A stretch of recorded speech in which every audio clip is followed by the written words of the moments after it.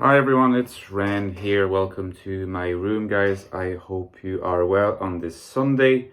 Today we're going to have some meditation or meditations on the relative importance of the subjective standpoint and the objective standpoint in exploration, discussion, and theorization of personality.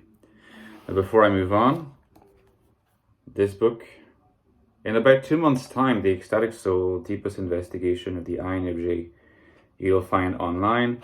In about 2 months' time, that book will have been on the market for a year. So I will be giving probably just some figures to kind of indicate what the achievements have been in this respect. But I can already say that we're well past 1,000 copies sold, 53 reviews on Amazon for 4.5 stars roughly. So big success. Manifesto of Jungian existentialism. Perhaps I get the chance to introduce some themes from the book in our discussion, because you'll realize these themes are relevant. Very nice addition to your bookshelf too. Look at this. Oh, and just I want to make two quick remarks. One is a remark, one is an announcement.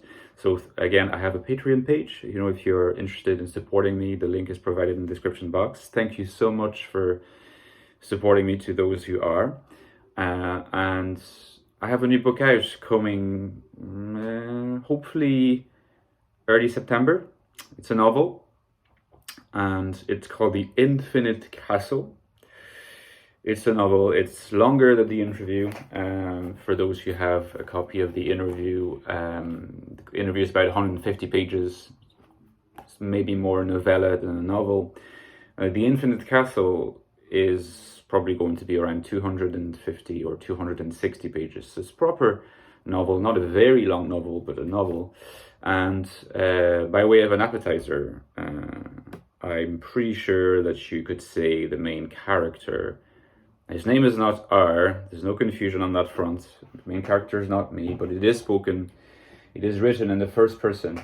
And I would argue that the main character is an INFJ. Now, whether or not he's a mentally sane INFJ is a whole other question. But, from the point of view of exploring different perspectives on the INFJ personality, this could be of interest to you, whether because you like fiction, whether you like my fiction, whether you want to support me, or whether you like the idea of exploring a fictional account of an INFJ experiencing certain troubles. But it's much more than that. It's kind of a piece of magical realist fiction, very much at the intersection also of Dostoevsky, Kafka, Murakami, I guess you could say. Murakami is there too. So, because I was reading quite a bit of Murakami around the time I wrote it, and I think that I allowed him to influence me in ways that are hopefully not just derivative. I don't think they are just derivative. So, but I'll be talking more about The Infinite Castle when I have a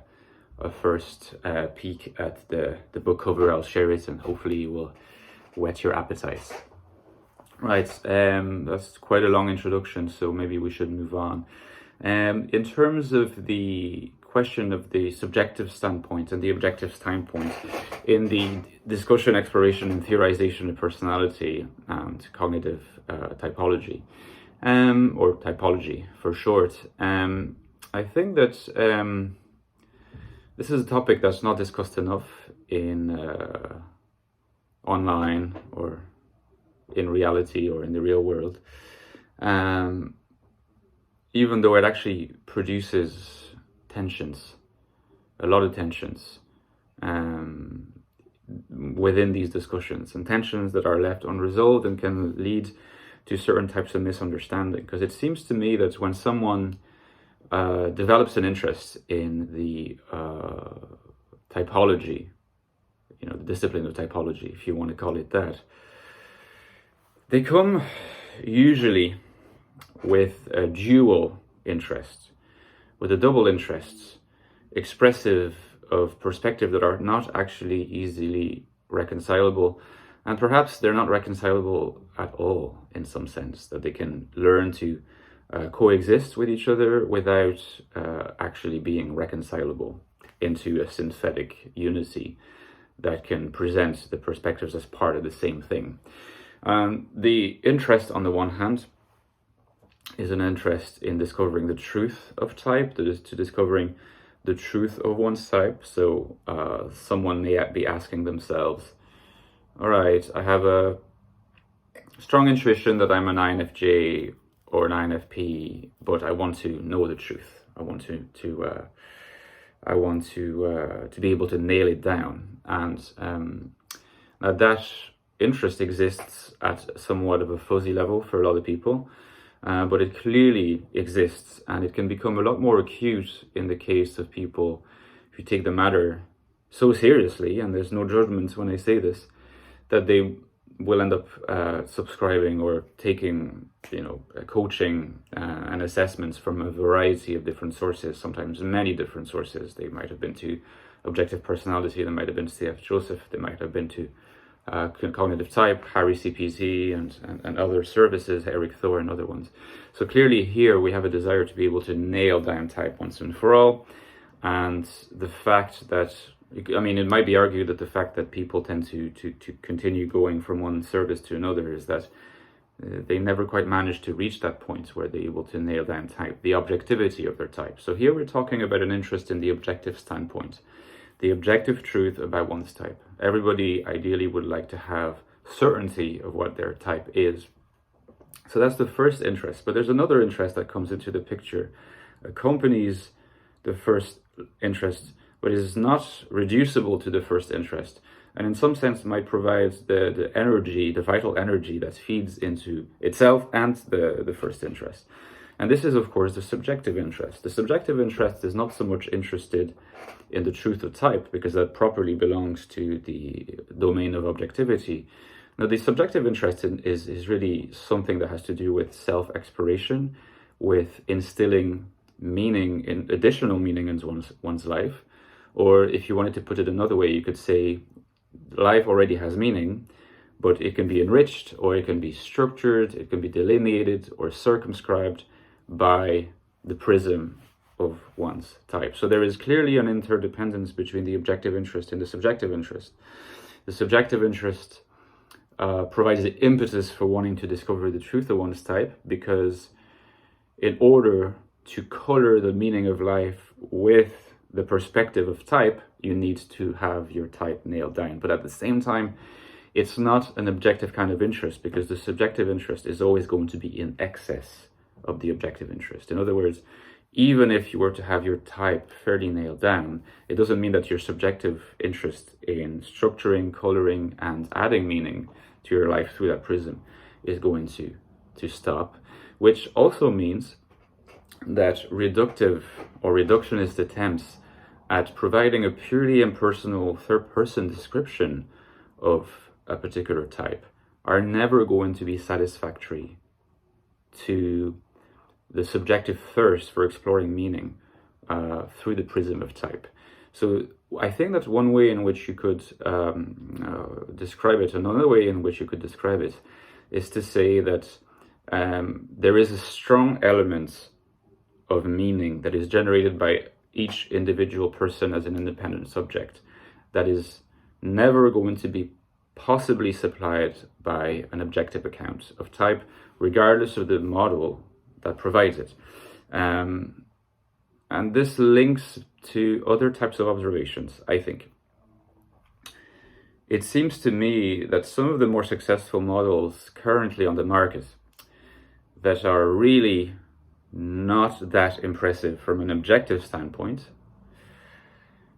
appeal to a lot of people, are popular because they claim to be able to provide both. They claim to be able to both nail down your type, but also allowing you to just open up the box, the bottomless box of meaning that you can invest in it. So, in other words, these models, through their own inconsistency, I would argue, the most clear example of this is C.S. Joseph, but pretty much all models with the possible exception of cognitive type, are I think, subject to this criticism, are sufficiently inconsistent and fuzzy that they provide both, they claim to provide both an objective perspective and a subjective perspective.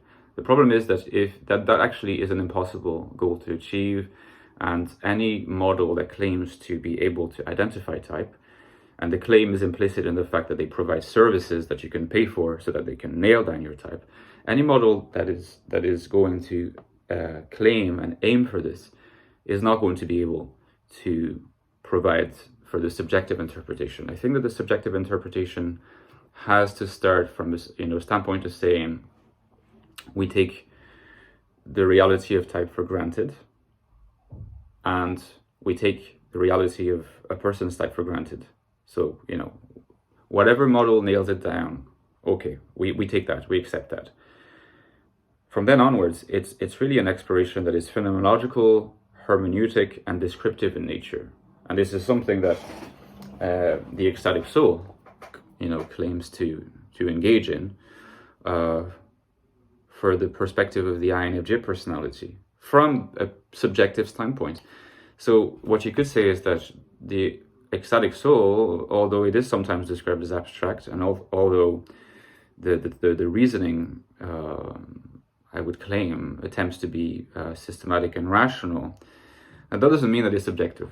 Right. The problem is a lot of the time people assume that to be rational is to be objective, and therefore that to be subjective is to be irrational. But that's simply not true. There's a lot of statements we make that are subjective in nature and they're completely rational. If you say that you feel pain in your arm, for example, that is a subjective statement.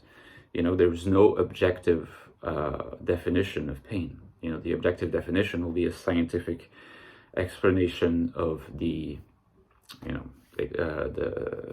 stimulation of C fiber, stimulation of nerve endings. It will never incorporate the word pain in its account. Whereas for us, from a subjective standpoint, it is very clear that pain exists, and we can make rational statements about being in pain. We can even go further and argue that when someone makes a statement that they are in pain, that statement is not just rational, but it is the closest to absolutely certain that we can ever get to. In other words, that certain subjective rational judgments are in fact closer to the truth, or most certainly true, than any form of objective statement. Try to think about it for a second. In what circumstance could you be wrong about being in pain? And in what circumstance could a scientist come forward and find a way of showing you that there's no scientific physical evidence of any stimulation or overstimulation of your nerves? What if, you feel the pain? Is the scientific account going to be sufficient to convince you that you're not really in pain? Obviously not. It's not sufficient. So the truth of the subjective perspective is not exhausted by the scientific objective perspective. Now, if you take this analogy, somewhat cumbersome analogy, back into the domain of typology, what that means essentially is that there are subjective truths about the content of your consciousness that can be informed by type, but that cannot be exhausted by an objective theory of type. And that doesn't mean that the objective theory is failing. It rather means that the objective theory has a sound understanding of what the scientific account is limited to in terms of its domain of relevance and application, and that any theory that claims to reach beyond the objective into the subjective is selling something that is an illusion, selling something that actually has no bearing on the facts. If you want a scientific account, the closest scientific account currently in existence is cognitive type. So I really encourage you, if that's what you're interested in, to go to it. If you want the subjective account, assume, maybe with some suspension of skepticism, that cognitive type can give you your type. And then from the moment that you have your type, if it's INFJ, read the Ecstatic Soul, or read any work of Jungian existentialism, if they exist or will exist in the future, because the exploration of the subjective perspective is always going to be within a subjective domain that is not covered by scientific models. And the criteria by which you judge whether they are good accounts or not are not going to be the criteria by which you're going to judge theories like cognitive type. They're going to be whether they provide a rich and lively description of the contents of your consciousness, assuming that the type that you're reading about is your type. And what that means too is that there is a deep complementarity between the objective account, like cognitive type, and the subjective account, like Jungian existentialism. Two sides of one coin, perhaps, not reducible to each other. So yeah, that's kind of the bulk of what I wanted to talk about. Let me know in the comments if that made any sense and if you would like me to discuss these ideas further, and I look forward to reading your comments as well to continue the discussion there. Have a lovely Sunday, guys. I hope the heat is not too crushing. Bye-bye.